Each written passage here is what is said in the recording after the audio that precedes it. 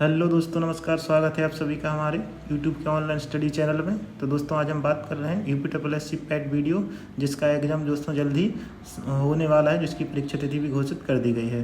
तो इससे संबंधित महत्वपूर्ण प्रश्नों की टेस्ट सीरीज लेकर आए हैं, जो कि आपके लिए बहुत ही महत्वपूर्ण है। तो चलिए दोस्तों शुरू करते हैं आज के महत्वपूर्ण प्रश्नों की टेस्ट सीरीज। तो दोस्तों पहला क्वेश्चन क्या है कि 1905 में बंगाल के विभाजन का आदेश किसके द्वारा दिया गया था? तो किसके द्वारा बंगाल विभाजन का आदेश दिया गया था? Lord Mountbatten, Lord Curzon, Lord Macaulay या लिनलिथगो? तो दोस्तों इसमें आपका सही आंसर क्या हो जाएगा? लॉर्ड कर्जन के द्वारा जो है दिया गया था 19 जुलाई 1905 को। ठीक है, 19 जुलाई 1905 को जो है इसका विभाजन का आदेश दिया गया था। और इसको लागू की बात करें तो 16 अक्टूबर 1905 से ये लागू हो गया था। ठीक है, और ये अंग्रेज़ों की फूट डालो शासन नीति का एक अंग था। ठीक है, इसके विरोध में एक आंदोलन चलाया गया था। ये भी आपको याद रख लेना कि बंग भंग आंदोलन जो चलाया गया था, इसी के विरोध में जो है एक आंदोलन चलाया गया था, बंग भंग आंदोलन, जिसका नाम आपने पढ़ा होगा। ठीक है, तो ये क्वेश्चन आपके लिए बहुत ही महत्वपूर्ण, इससे हर पार्ट इससे आपके लिए बहुत ही महत्वपूर्ण है। ठीक है, तो सभी इम्पोर्टेंट पॉइंट्स आपको याद रखना है। ठीक है, बढ़ते हैं अपने नेक्स्ट क्वेश्चन की ओर। तो नेक्स्ट क्वेश्चन क्या है? निम्नलिखित में से कौन सी घाघरा की एक सहायक नदी है? ठीक है, तो कौन सी एक घाघरा की सहायक नदी है? तो कौन सा आंसर दोस्तों हो जाएगा? सरयू नदी, गोमती नदी, सोन नदी या कोसी नदी? तो सही आंसर दोस्तों इसमें आपका हो जाएगा सरयू नदी। सरयू नदी जो है ये घाघरा की सबसे महत्वपूर्ण और सहायक नदी है। ठीक है, बढ़ते हैं नेक्स्ट क्वेश्चन की। नेक्स्ट क्वेश्चन देखते हैं क्या आपकी परीक्षा में पूछा जाने वाला है। नेक्स्ट है, चित्रकूट जलप्रपात किस नदी पर है? तो दोस्तों चित्रकूट जलप्रपात जो है किस नदी पर है? ठीक है, पहला ऑप्शन है आपका गोदावरी नदी। ठीक है, दूसरा है कृष्णा, इंद्रावती या घाघरा नदी? तो दोस्तों इसमें सही आंसर आपका क्या हो जाएगा? चित्रकूट जलप्रपात जो है आपका इंद्रावती नदी पर है। कहाँ पर है? तो ये भी आपको याद रख लेना है, ये छत्तीसगढ़ में है। ठीक है, उत्तर प्रदेश दोस्तों मत लगाइएगा, उत्तर प्रदेश में नहीं है, कहाँ? छत्तीसगढ़ में। ठीक है, इसे नियाग्रा जलप्रपात भी कहा जाता है। देखते हैं नेक्स्ट क्वेश्चन को। तो नेक्स्ट क्वेश्चन क्या है? प्रथम प्रशासनिक सुधार आयोग गठित हुआ था। तो प्रथम प्रशासनिक सुधार आयोग कब गठित हुआ था? सही आंसर हमको बताना है दोस्तों, कब गठित हुआ था? 1966 में, 1969 में या 1963 में या 1993? तो दोस्तों सही आंसर हमारा क्या हो जाएगा कि 1966 में जो है प्रथम प्रशासनिक सुधार आयोग गठित हुआ था। ठीक है, और ये केंद्र और राज्य के संबंधित है, केंद्र राज्य बीच जो है विधि जो बनाई जाती हैं उससे संबंधित है। ठीक है, तो 1966 में आया था प्रथम प्रशासनिक सुधार आयोग, और इसने अपनी रिपोर्ट जो है 1969 में सौंपी थी, 1969 में। ठीक है, वैसे दोस्तों कई सारी सुधार आयोग जो है गठित हुए हैं, जो आपकी परीक्षा में पूछे जाते हैं। इसके बाद दोस्तों एक और आयोग गठित किया गया था, जिसे कहा जाता है BP राजमन्नार आयोग। ठीक है, तो BP राजमन्नार आयोग, तो BP राजमन्नार आयोग भी दोस्तों आपने एक सुना होगा। तो BP राजमन्नार आयोग कब गठित हुआ था? ये भी आपकी परीक्षा में पूछ लिया जाता है। ठीक है, तो BP राजमन्नार आयोग। ठीक है, पूरा दोस्तों सुन लीजिएगा, उसको नोट कर लेना। जी आया था दोस्तों 1969 में। ठीक है, 1969 में गठित हुआ था, और इसने अपनी रिपोर्ट जो है 1971 में सौंपी थी। ठीक है, तो राजमन्नार आयोग ये भी केंद्र राज्य से संबंधित है। एक और दोस्तों बहुत ही महत्वपूर्ण पूछ लिया जाता है सरकारिया आयोग। ठीक है, सरकारिया आयोग जो है ये भी एक गठित किया गया था। ठीक है, तो एक सर्वोच्च न्यायालय के वरिष्ठ न्यायाधीश जो है RS सरकारिया इनको कहा जाता है, इनकी अध्यक्षता में एक आयोग गठित किया गया था। ठीक है, तो ये आयोग भी आपकी परीक्षा में पूछ लिया जाता है, सरकारिया आयोग। तो ये कब गठित हुआ था दोस्तों? ये 1983 में ये गठित हुआ था। ठीक है, और इसने अपनी रिपोर्ट कब सौंपी थी? 1988 में अपनी रिपोर्ट इसने सौंपी थी। ठीक है, तो सरकारी आयोग पूछ लिया जाता है। इसके बाद दोस्तों एक आयोग और वैसे पूछा नहीं जाता है, लेकिन इसको भी दोस्तों नोट कर लें, पुंछी आयोग। ठीक है, पुंछी आयोग भी अगर परीक्षा में आ जाए तो नोट कर लीजिएगा। पुंछी आयोग जो है 2005 में गठित हुआ था। ठीक है, 2005 में गठित हुआ था। तो इसमें हमारा दोस्तों सही आंसर हो जाएगा 1966 प्रथम प्रशासनिक सुधार आयोग। ठीक है, तो लोकपाल और लोकायुक्त की स्थापना भी इसका गठन भी इसी के अनुसार हुआ था, प्रथम प्रशासनिक सुधार के अनुसार। चलते हैं नेक्स्ट क्वेश्चन की ओर। तो बढ़ते हैं दोस्तों नेक्स्ट क्वेश्चन की ओर। नेक्स्ट है अपना नेक्स्ट क्वेश्चन क्या है कि भारतीय संविधान का 103वां संविधान संशोधन सरकारी नौकरियों और शैक्षणिक संस्थानों में डैश के लिए आरक्षण प्रदान करता है। तो दोस्तों 103वां संविधान संशोधन जो आपने सुना होगा, तो ये किन के लिए था दोस्तों? अनुसूचित जाति या जनजाति के लिए इनको आरक्षण प्रदान देना था, या अन्य पिछड़ा वर्ग के लिए, या आर्थिक रूप से कमजोर वर्गों के लिए, या अल्पसंख्यकों के लिए। तो दोस्तों इसमें आपका सही आंसर क्या हो जाएगा? ये था आर्थिक रूप से कमजोर वर्ग के लिए। ठीक है, तो आपका सही आंसर क्या हो जाएगा दोस्तों? सी आंसर आपका सही आंसर हो जाएगा। और इसकी बात करें तो दोस्तों ये कब हुआ था? ये वाला संशोधन जो है 2019 में हुआ था। ठीक है, तो 2019 आपका इसमें सही आंसर हो जाएगा, 2019 में हुआ था। और दोस्तों इसकी बात कर लें, ये आर्टिकल किसमें इसमें किया गया था? अनुच्छेद 15 और 16, आर्टिकल 15 और 16 में। ठीक है, इनमें जो है संशोधन किया गया था इस संविधान संशोधन के तहत 15 और 16 में। ठीक है, बढ़ते हैं नेक्स्ट क्वेश्चन की ओर। नेक्स्ट क्वेश्चन आपका क्या हो जाएगा? तो नेक्स्ट क्वेश्चन दोस्तों क्या है? पट चित्रकला शैली किस राज्य का लोकप्रिय कला रूप है? तो पट चित्रकला दोस्तों अभी आपने सुना होगा मधुबनी पेंटिंग, जो कि बिहार से संबंधित थी। इसी प्रकार ये पट चित्रकला। ठीक है, तो पट चित्रकला दोस्तों कहाँ की है? ये पट चित्रकला आपकी हो जाएगी उड़ीसा, मध्य प्रदेश, गुजरात या बिहार। तो सही आंसर आपका क्या हो जाएगा दोस्तों? उड़ीसा। ठीक है, तो पट चित्रकला जो है कहाँ लोकप्रिय है? उड़ीसा में। ठीक है, तो पट चित्रकला भी दोस्तों आजकल परीक्षा में पूछा जाने लगा है। एक और दोस्तों बता दें आपको, पिथौरा चित्रकला। ठीक है, एक पिथौरा चित्रकला होती है। ठीक है, ये पिथौरा चित्रकला भी आप नोट कर लीजिएगा। पिथौरा चित्रकला जो है आपकी ये संबंधित है गुजरात से। ठीक है, गुजरात भी हो सकता है इसमें आंसर। ऑप्शन में अगर मध्य प्रदेश मिल जाए तो मध्य प्रदेश भी आप लगा सकते हैं। तो गुजरात और एमपी में जो है पिथौरा चित्रकला चलती है।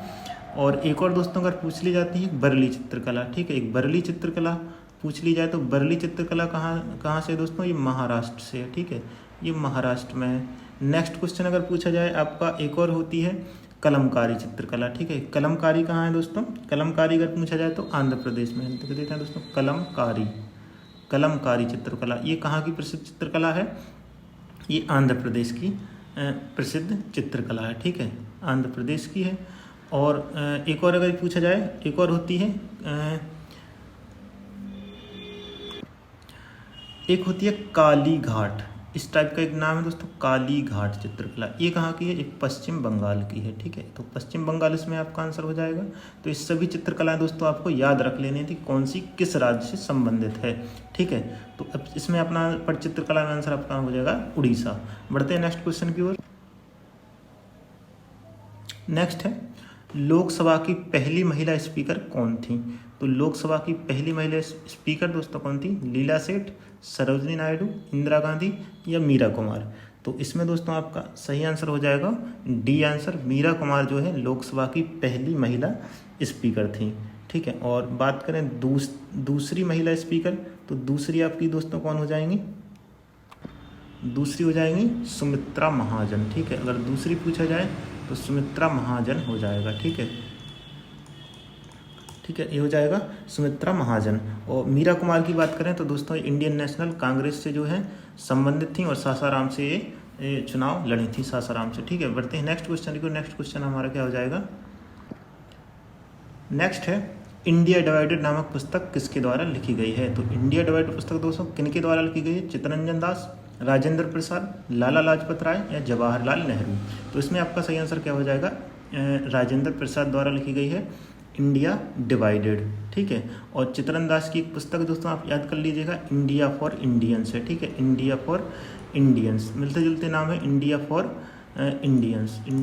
इंडियंस हो जाएगी इनकी प्रसिद्ध पुस्तक है। ठीक है, लिख लीजिएगा दोस्तों सही से। और लाला लाजपत राय की दोस्तों एक प्रसिद्ध पुस्तक है अनहैप्पी इंडिया। ये भी प्रश्न परीक्षा में पूछ लिया जाता है, कई बार पूछा गया है। ठीक है, अनहैप्पी इंडिया। बढ़ते हैं नेक्स्ट प्रश्न की ओर। नेक्स्ट प्रश्न हो जाएगा, नेक्स्ट प्रश्न है दोस्तों, फुटबॉल टूर्नामेंट संतोष ट्रॉफी 2023 का खिताब किसने जीता है? तो उसने करंट अफेयर से संबंधित है कि 2023 संतोष ट्रॉफी का खिताब किसने जीता है? दोस्तों कर्नाटक, केरल, मेघालय या तमिलनाडु। तो दोस्तों आपका सही आंसर इसमें हो जाएगा कर्नाटक। ठीक है, इसने जीती है, कर्नाटक ने जीती है। और उपविजेता की बात करें तो आपका मेघालय जो है उपविजेता रहा है, कर्नाटक ने मेघालय को हराकर जो है जीती है। और इसका आयोजन की बात कर लें दोस्तों, इसका आयोजन कहाँ किया गया है? इसका आयोजन किया गया रियाद में। ठीक है, रियाद एक शहर है, कहाँ का है? सऊदी अरब का। ठीक है, सऊदी अरब की राजधानी है रियाद। ठीक है, वहाँ पर जो इसका आयोजन किया गया है और इसकी विजेता कौन रही है? कर्नाटक रहा है। और उस उपविजेता की बात करें तो उपविजेता जो है मेघालय रहा है। यह जो है राज्य तथा सरकारी संस्थाओं के बीच जो है आयोजित की जाती है, अलग अलग राज्यों के बीच। ठीक है, मतलब राज्य स्तर की एक प्रतियोगिता है। बढ़ते हैं नेक्स्ट क्वेश्चन की ओर। नेक्स्ट क्वेश्चन है, हॉकी विश्व कप 2023 का विजेता कौन है? तो दोस्तों हॉकी विश्व कप 2023 के विजेता कौन है? जर्मनी, बेल्जियम, नीदरलैंड या इंग्लैंड? तो दोस्तों इसमें आपका सही आंसर क्या हो जाएगा? कौन है? जर्मनी। तो सही आंसर आपका हो जाएगा जर्मनी ने 2023 का विश्व कप हॉकी का जीता है। और उपविजेता की बात कर लें तो उपविजेता आपका रहा है बेल्जियम। ठीक है, तो बेल्जियम उपविजेता हो जाएगा, विजेता हो जाएगा जर्मनी। और इसका आयोजन दोस्तों किसके द्वारा किया गया? अंतर्राष्ट्रीय हॉकी महासंघ द्वारा जो है इसका आयोजन किया जाता है। और वर्तमान में इसका आयोजन दोस्तों कहाँ पर किया गया है? ये इसका उड़ीसा में किया गया है। ठीक, तो दोस्तों इसका आयोजन भी याद कर लें कि आयोजन कहाँ हुआ है, तो आंसर आपका हो जाएगा उड़ीसा में हुआ है। ठीक है, इसकी प्रारंभ की बात कर लें दोस्तों 1971 में इसको प्रारंभ किया गया था विश्व हॉकी वर्ल्ड कप को। ठीक है, और इसमें महिलाओं को 1974 में स्टार्ट किया गया था, महिलाओं के लिए भी 1974 से। बाकी स्टार्ट कब से हुआ था? 1971 से 1971 से जो है प्रारंभ हुआ था। बढ़ते हैं नेक्स्ट क्वेश्चन की ओर। तो नेक्स्ट क्वेश्चन दोस्तों है, नेक्स्ट है, निम्न में से कौन सा अथर्ववेद का ब्राह्मण है? ठीक है, तो अथर्ववेद का ब्राह्मण कौन सा है? तो दोस्तों बताना है कौन सा है? पंचविश। ठीक है, ए ऑप्शन आपका है पंचविश, बी है षड्विश, गोपथ या शतपथ। तो सही आंसर दोस्तों क्या हो जाएगा? अथर्ववेद का ब्राह्मण है गोपथ ब्राह्मण। ठीक है, ये अथर्ववेद से संबंधित है। ठीक है, और पंचविश और षड्विश की दोस्तों और बात कर लें, पंचविश षड्विश ये दोनों दोस्तों सामवेद के ब्राह्मण हैं। ठीक है, ये दोनों काय के हैं? सामवेद के ब्राह्मण हैं। और गोपथ किसका ब्राह्मण है? अथर्ववेद का ब्राह्मण है। ठीक है, और शतपथ ब्राह्मण किसका है? ये शतपथ जो हो जाएगा यजुर्वेद का, ये यजुर्वेद का ब्राह्मण है। ठीक है, तो ये आपको अलग अलग नोट कर लेना है। इसका एक यजुर्वेद का है, और दोस्तों एक और आपका हो जाता है ऋग्वेद। ठीक है, ऋग्वेद के ब्राह्मण कौन कौन से हैं? ऋग्वेद के भी आपको याद रख लेना कि ऋग्वेद के हैं ऐत्रेय और कौशिक की ब्राह्मण।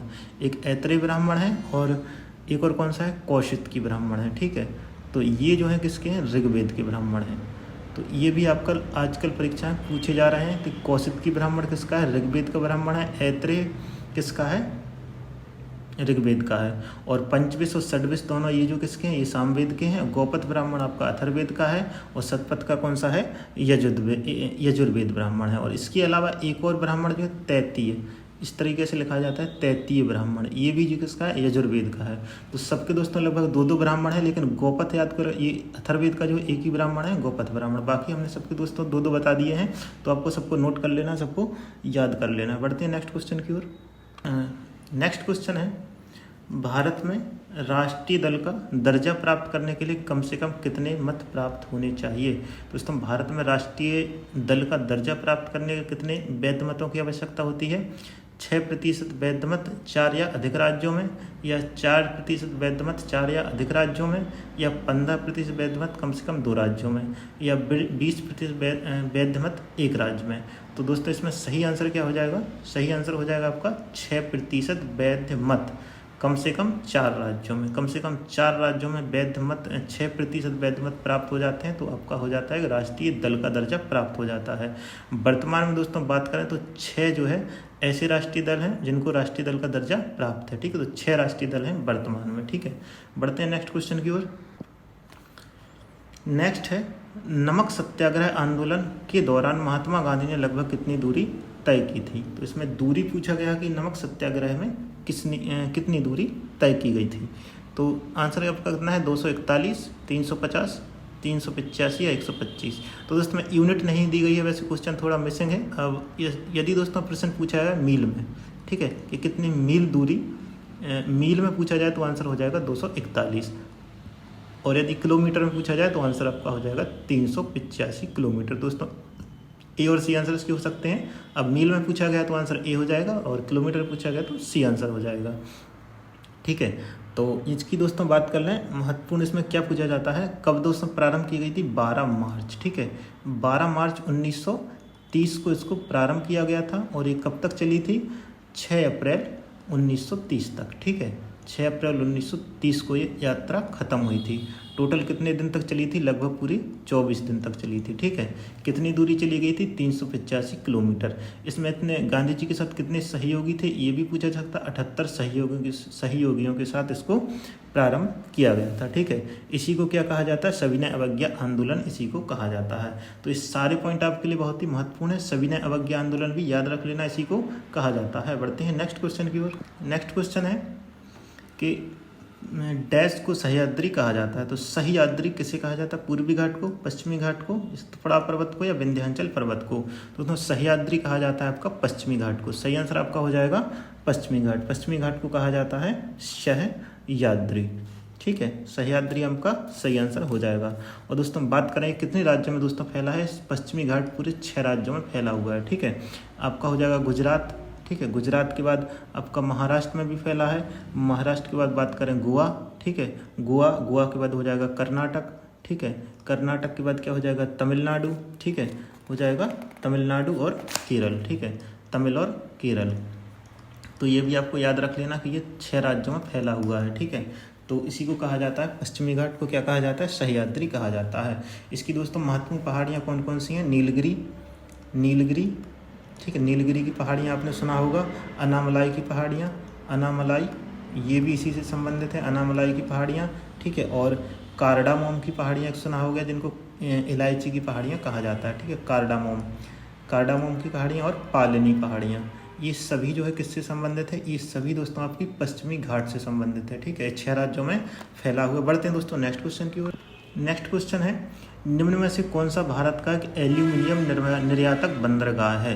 तो दोस्तों कौन सा ऐसा बंदरगाह है जहाँ से एल्यूमिनियम का निर्यात किया जाता है, विशाखापट्टनम, कांडला, तुतिकोरन या मुरंगांव। तो सही आंसर दोस्तों आपका हो जाएगा विशाखापट्टनम, जो है काहे के लिए प्रसिद्ध है, ये जो है आपका एल्यूमिनियम के लिए प्रसिद्ध है। ठीक है, और इसके अलावा यदि पूछा जाए तापीय कोयला कहाँ से निर्यात किया जाता है, तो ये भी आपका हो जाएगा क्या, विशाखापट्टनम हो जाएगा। ठीक है, ये तापी कोयला भी पूछ लिया जाता है, तो इसे भी नोट कर लें। और इसके अलावा मैग्नीज अगर पूछा जाए तो भी मैग्नीज भी जो है आपका आंसर हो जाएगा विशाखापट्टनम। ठीक है, कांडला की बात करें तो कांडला से क्या निर्यात किया जाता है, जस्ता। ठीक है, गुजरात में से जस्ता हो जाएगा। ठीक है, और आपका हो जाएगा तुतिकोरन की बात करें, तुतिकोरन से क्या हो जाएगा, इससे ग्रेनाइट का निर्यात किया जाता है। ठीक है, ग्रेनाइट के लिए प्रसिद्ध है। और इसकी बात करें जो गोवा में है मुरंगांव, ये आपका काय के लिए, ये भी बहुत ही इंपॉर्टेंट है, ये लौह अयस्क जो है यहाँ से निर्यात किया जाता है। तो सभी आपको याद कर लेते हैं, चारों दोस्तों बहुत ही महत्वपूर्ण है। बढ़ते हैं नेक्स्ट क्वेश्चन की ओर। नेक्स्ट क्वेश्चन है, जम्मू और कश्मीर का संविधान किस वर्ष लागू किया गया था। ठीक है, किस वर्ष लागू यानी किस वर्ष इसको अपनाया गया था। तो दोस्तों किस वर्ष अपनाया गया था, तो सही आंसर आपका क्या हो जाएगा, ये नवंबर जो है कब अपनाया गया था, 1950, 1954, 1956 या 1957। ठीक है, तो दोस्तों कब अपनाया गया था इसको, 1956 में दोस्तों इसको अपनाया गया था। सही आंसर आपका हो जाएगा 1956। ठीक है, और लागू की बात करें तो आपका हो जाएगा 26 जनवरी 1957 को यह लागू हुआ था। ठीक है, 1957 हो जाएगा। ठीक है, हमें अपनाने की पूछा गया तो अपनाने का आंसर हो जाएगा 1956। बढ़ते हैं नेक्स्ट क्वेश्चन की ओर। नेक्स्ट क्वेश्चन है, राज्यसभा का सभापति कौन होता है। तो राज्यसभा का सभापति दोस्तों कौन होता है, भारत का मुख्य न्यायाधीश, भारत के राष्ट्रपति, या भारत के उपराष्ट्रपति, या भारत के महान्यायवादी। तो दोस्तों सही आंसर क्या हो जाएगा, राज्यसभा का सभापति किन्हें कहा जाता है, भारत के उपराष्ट्रपति को। तो राज्यसभा का सभापति होते हैं भारत के उपराष्ट्रपति होते हैं। ठीक है, तो दोस्तों ये थे आज के बहुत ही महत्वपूर्ण प्रश्न। दोस्तों वीडियो अच्छी लगी तो चैनल को सब्सक्राइब करें। चलिए दोस्तों मिलते हैं नेक्स्ट वीडियो में नेक्स्ट अपडेट के साथ।